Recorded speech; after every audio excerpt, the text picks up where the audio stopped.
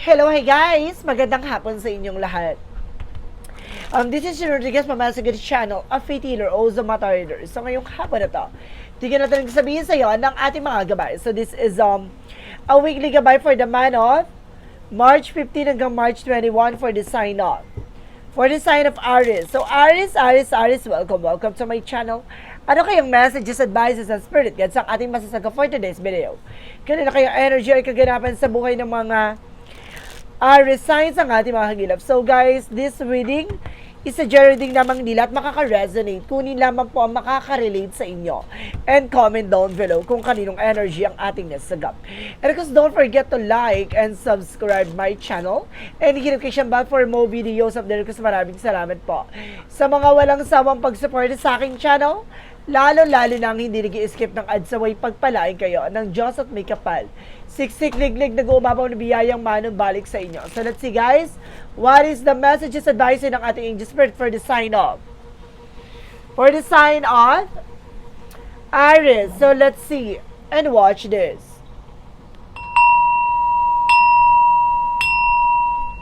Ano kaya kaganapan sa buhay ng mga Aries signs ang ating mga hagilap? So guys, tuklasin at bubulabugin ang ating angel spirit. Please give me information po.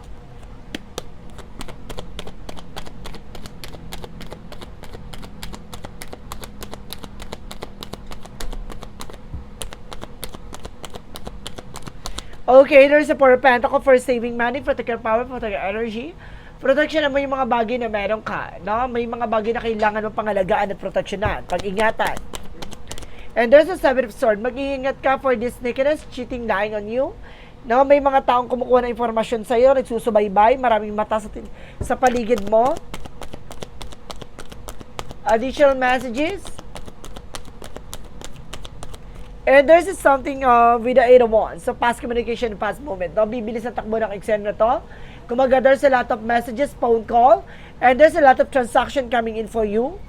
And there's a travel, guys. Magkakaroon ka ng travel. And there's a Six of Cups with something, a past person coming back. Or there's something related with your family, with your relatives. No, there's something, guys, na maaring, kung ano man yung mga bagay na pinagdaanan mo from the past, maaring maulit-ulit. No? Kaya kailangan mag-ingat. There's a returning to the roots. And there's the worker represented with the travel, success, coming in for you. Maaaring magiging matagumpay ka dito. No? May mga bagay talaga na magiging abot kamay mo na. No? Magtatagumpay at maaaring makakamtan mo na kung ano man yung mga bagay hangarin mo sa buhay. And this is the Eight of Swords. Kumaga, mag-ingat ka lang. There's a lot of toxicities and negativities around you. Napapalibutan ka ng traidor, napapalibutan ka ng negatibo sa paligid mo. Especially with your family related. What is the Four of Pentacles? Represent with the Ten of Wands, something burden, no? Ngayon na maaring nahihirapan ka, nagkakaroon ka struggles pagdating sa finances.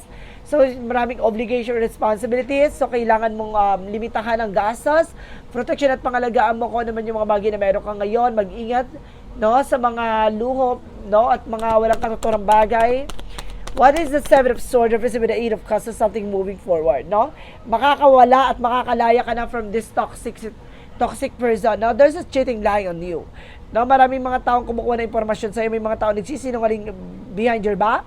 At maaaring itong tao, maaaring makakalaya at makakawala ka din siya kasi makikilala mo na. No? Makakadistansya ka na. And this is a Eight of Wands because the Two of Swords, there's a decision that you need to make. So, kailangan mo magdesisyon. No? At kailangan mo gumawa ng action dito with the Eight of Wands. What is the Six of Cups? Represent with the Nine of Pentacles with security. Now, mag-secure ka rin about sa finances, pangalagaan, protectionan mo kung ano man yung mga bagay na meron ka. What is the word can represent what? The word represent with the Queen of, the Page of Wands. So, there's something good news, no? May magandang balita dito para sa'yo. May magandang opportunity na darating. May handog sa'yo ang universe.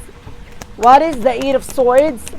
Represent with a full card for a leap of faith. Dahil sa pananampalataya mo, no, magkakaroon ka ng bagong simula, mag-iingat ka na sa mga taong pagkakatiwalaan mo dahil punong-puno ka ng mga toxic sa paligid. No? What is the Four of Pentacles because the Ten of Wands? Represent with the Ten of Pentacles, there's something for long term. Magkakaroon ka ng financial security and financial windfall. No? Magkakaroon ka na pang matagalan ditong seguridad pagdating sa finances. And this is something, guys, with a ten of cups, with a happiness. So, magiging masaya ka, magiging maligaya ka, magiging maganda na ang sitwasyon mo. No? Marami lang taong naiinggit sa'yo, kaya maraming taong sinungaling sa paligid mo. No? And there's an Eight of Wands because the Two of Swords. Represent with the Three of Cups, something celebration. Unti-unti ka na makakaranas ng happiness, fulfillment. So, let's see what is Six of Cups. Excuse me. The Six of Cups because the Nine of Pentacles. Represent with the Judgment. Pinapaalalahanan ka na mag-ingat ka sa iyong finances. Magkaroon ka ng seguridad at proteksyon pagdating sa pagkakaperahan mo. No, maraming mga taong kumbaga tuso, no, na lalapit sa iyo, na hihingi ng tulong or lolokohin ka, mag-ingat ka. What is word care? Because the Page of Wands. Represent with the Ace of Swords, there is a breakthrough. Magiging matagumpay ka, no, sa larangan ng negosyo or sa larangan ng trabaho. Magiging maganda na ang sitwasyon mo. There's a trouble. And there's something good news, no? You are on the spotlight, no? Maaring, kumbaga, you are on the top right now. What is the Eight of Swords, the Full card? Represent with the Nine of Pentacles, being security. No, there's something financial windfall. Maging secure ka pagdating sa finances mo. Dahil luulanin ka ng biyaya, mag-ingat ka sa mga taong pagkakatiwalaan mo. No? Let's see what is the outcome. Ang pinaka-outcome is the Nine of Wands, no? Matuto ka magtiyaga sa ginagawa mo. There's a Nine of Wands by perseverance. There's a near to success. There's a Five of Wands by complication and competitors, no? Maraming taong kumakalaban, maraming taong inggitera, maraming taong kumbaga nakikipaglaban sa'yo, maraming taong gumagawa ng komplikasyon sa'yo. Magtiyaga ka na sa ginagawa mo, and there's the King of Swords. Stop the pattern. Putulin mo na kung ano man yung mga bagay na hindi makakatulong sa'yo. No, there's something, stop the pattern and cycle na nakakasira ng iyong buhay at ng inyong pamilya. So let's see. What is additional messages for finances and career? Sir, there's a Seven Pentacles with a harvest moment. So, Madam, Sir, magkakaroon ka na ng harvest moment about sa finances. Maaring, kumbaga, makukuha mo na yung investment mo, tubo mo. And there's a Three of Wands for waiting for a ship. Ito na hinihintay mo panahon ng pagkakataon para makamtan mo na. No, kung naman yung hinihintay mo. There's a trouble. There's a something success. And of course, waiting for a document and papers. Maaring dumating na. And there's an Eight of Pentacles. Just focus sa ginagawa mo. Sa trabaho, negosyo, buhay mo, magkaroon ka ng dedications. No, kaya kailangan wag ka magpapalinlaw, wag ka magpapagulo. So let's see what is additional messages pagdating sa love life. And there's a Nine of Cups with a wish fulfillment. So matutupad about sa iyong pagsasama, sa iyong pag-iibigan, sa iyong pagmamahalan. There's an Emperor, magiging mature ka na ngayon pagdating sa pag-ibig. And there's a Four of Wands, magdadala sa iyo ng higher level of commitment.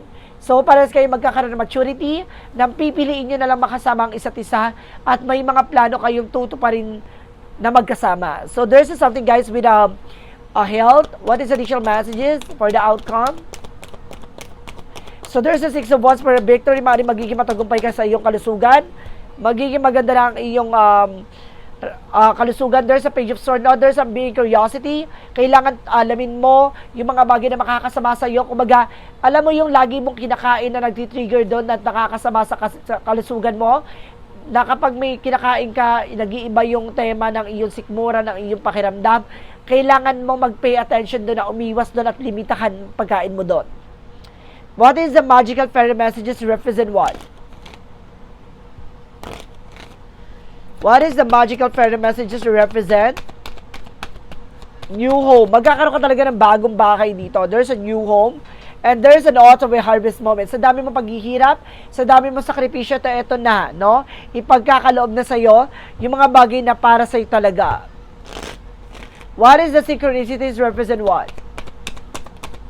And there's a spring, a blossoming, na maaaring mamumulaklak na, maaaring mamukadkad na, maaaring lumago na, no, ang iyong hanap buhay, negosyo, trabaho, hanap buhay. There's a bloom and spring. So, kumbaga, there's something double creation na may pagmulaklak ka talagang lalago at gaganda na, no? At maaaring, kumbaga, maging maganda na ang simoy ng kapalaran para sa iyo, no? Kumbaga, lahat ng mga bagay na darating, kumbaga, there's something blessed in disguise na may tulong ng universe, no? Kumbaga, more on nature, no? Kumbaga, magkakaroon ka ng kumbaga, maayos yung mental health mo. No, there's a shemane, no? Maaring kumbaga lahat ng hiniling mo with the moon and stars, maaring masagot. And this is something, the intuitions, no? Makinig ka sa iyong gut feeling, makinig ka sa iyong vibrations, sa intuitions. There's a message na pagdating sa panaginip mo. What is the yin and yang oracle card represent what?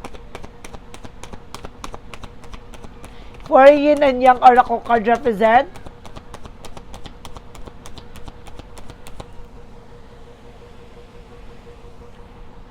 And there's something alchemy with ancestor guides, no?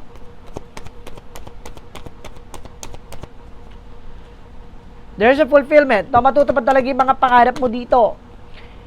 And this is something guys with the deceptions, no? Kumbaga lumayo ka lang sa tukso. Maraming tukso, maraming tuso. What is the Roman stages for the Mystic Love Oracle deck? Pagdating sa relasyon, there's a magnetic attraction.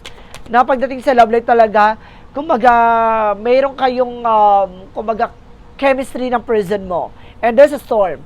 No, mag-ingat ka lang, mayroon talagang unos na dumapo sa inyong pagsasama between the lines, no? We'll look for what hidden, no? Alamin mo kung ano yung mga bagay na nasa likod niyan, no? May mga bagay na matutuklasan ka.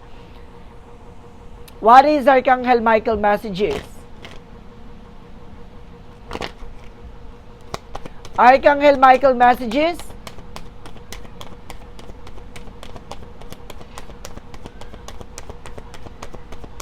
Use your imagination, you see the answer, no?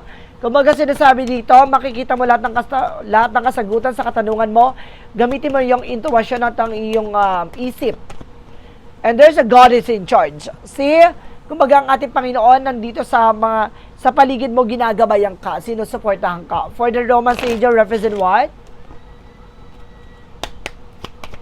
For the Roman angel represent getting to know each other, no? So see, kumbaga kilalanin nyo ang isa't isa pagdating sa love life. If you are being single or being in relationship, kailangan kilalanin nyo muna ang isa't isa. And there's a let your friends help you, no? Hayaan mo ang mga kaibigan mo tulungan ka. What is the angel's answer represent what? And there's a yes, no? There is a double clarification with a yes and no. No, may mga bagay na kumbaga, balance dapat, no? Hindi ka pwedeng oo ng oo, hindi ka rin pwedeng hindi ng hindi. And there's something better, na mas may maganda pang kahihinatan dyan, na may mas maganda pang kalalabasan dyan sa eksena mo na yan. Kailangan mo magtiwala at maniwala sa sarili mo, na hindi mo man ngayon nakuha o hindi mo man ngayon napasa kamay kung ano man yung mga bagay na gusto mo mangyari. Darating yung araw na makukuha at makukuha yung mga bagay na para sa'yo. And acceptance, marunong kang tumanggap sa mga bagay na hindi na mababalik pa. And there's a baby step, your intuition. Follow your intuition and of course, taking action. Kailangan mong kumilos, no, sa iyong gut feeling. And there's a perspective na kailangan mong baguhin yung mindset mo, yung pananaw mo, no? Kailangan mong baguhin yan. Isa yan sa nagiging balakid, no? Para makuha mo yung mga bagay na para sa'yo. There's a release, no? Pakawalan mo. May toxic behavior ako nakikita dito guys na kailangan nyo alisin. No, yung negative thoughts na nag-create ng negative outcome. So there's a soulmate connection, no? Soulmate kayo ng person mo at magkakaroon kayo ng renewal. Ibig sabihin panibago at mayroong pag-asa, no? Magkaroon ng panibagong simula. Ganon. Let's see what is Archangel Raphael messages. Diet is more important here. So kailangan nyo rin mag-diet dito guys, ha? And have faith, no? Kailangan nyo magtiwala sa sarili nyo. What is additional messages with an angel spirit? There's a creative expression. So, see, ibig sabihin dito, guys, diskarte. No, dito, na-sense ko dito, diskarte. Kailangan mo dumiskarte. Kailangan mong gamitin ang kakayahan at kaalaman mo with the practice and enhance your ability and polish your skills. Mas palawigin mo ang kaalaman mo, kakayanan mo, at ang talent mo, no, para mag-earn or para kumita at para maging maganda ang buhay na ginagalawa mo. There's a school, a lesson. No, kailangan mong mag-aral or matuto ng mga bagay na makakatulong sa'yo. Kung ano ba talaga importante at kailangan mong unahin. What is additional messages? And there is a teacher and guardian. No, talaga sinasabi dito, ginagabayan ka at tinuturuan ka ng ating mga gabay. And this is something of harvest with abundance. Magiging masagana ang pamumuhay mo at maaring ulanin ka at maaring kumbaga umanig ka ng biyaya. And this is something resolution. See, problem solving, masusolusyon na ng problema mo. No, this is the end. And it's over. No, let's see what is additional messages. And there's a walking away. So, kailangan mo nang tumalikod, kumawala, no? Magpakalayo-layo. And there's a current connection, no? Alagaan nyo ang isa't isa, ang partner mo. Ang mahalaga dito yung inyong pagsasama at ang inyong pagmamahalan. Okay, pasabog.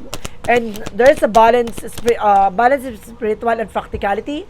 So, maging balance ka pagdating sa spiritual, no? And practical, no?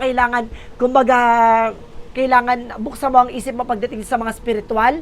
No, hindi pwedeng medication, gamot, ganon. Kaya buksan mo ang isip mo pagdating sa mga bagay. Kasi, kumbaga maging practical ka na, pagdating sa mga ganyan guys, ang alam lang nila gastos, no? No, kailangan mong matuto. And there's a luck in your side, no? So, swertihin ka na this time. What is the Jesus loving quote said? A Jesus loving quote said, well done, do good and faithful servants. Since tinatapos ng ating Panginoon, tinatapos na daw, maging mabuti manlilingkod ka na lang sa Kanya, manampalataya at magdasal, magpasalamat sa lahat ng mga bagay na natatamo mo ngayon. What is the angel's number? Represent what?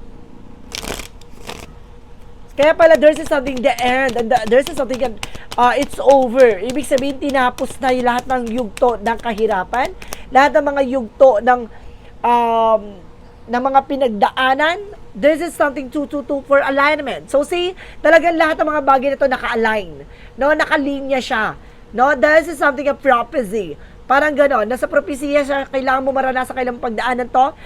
How do you move forward towards your life is true calling? Do what you make you happy. Your enthusiasm is what keeps you going.